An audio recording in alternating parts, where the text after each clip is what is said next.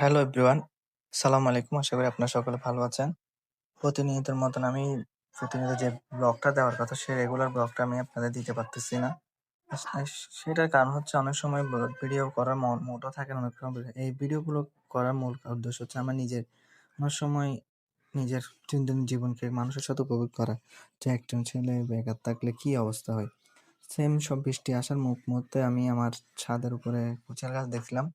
দেখলে একটা কুচ্ছের খাড়ি দেখে বড় হয়ে যাচ্ছে, এগুলো আর বড় হচ্ছে না। সেজন্য আমি একটা কুচ্ছের গাছ কাটার জন্য উপরে গেলাম গে। কেটে নিয়ে আসি কুচ্ছলগুলো পরিষ্কার করে কাটলাম। আসলে এগুলো আমাদের এমনি একদিন চারা রুখছিলাম। চারা বলতে এই কুচ্ছেলের ডালে রুখছে, এর পর তো এগুলো প্রতি বছরে হয়। সিজন আনসিজনও হয়ে থাকে। সেগুলো আমরা কেটে আনি খাই। তো এগুলো রুখি। পানি প্রতিনিয়ত যেরকম দিয়ে থাকে এরকমই দিই পানি। এমনি আমি বেশি দিই না। বৃষ্টি পড়লে পরে আর যদি পানি তুলি তখন পানিটা দিই। তো এগুলো হতে এগুলো হয়ে আস্তে আস্তে বড় হয়। এত কিছু পরিচর্যা করি না। তো হচ্ছে পরিচর্যা করলে সারটা দিলে হয়তো আরো বড় হয়তো ছোট থেকে যায়। তো এগুলো কেটে আনি দেখি রসের কি খবর দেখতেছি না রস ঠিক আছে। এত খারাপ না, যত খারাপ মনে করছিলাম রস তত খারাপ না, ভালো আছে মোটামুটি।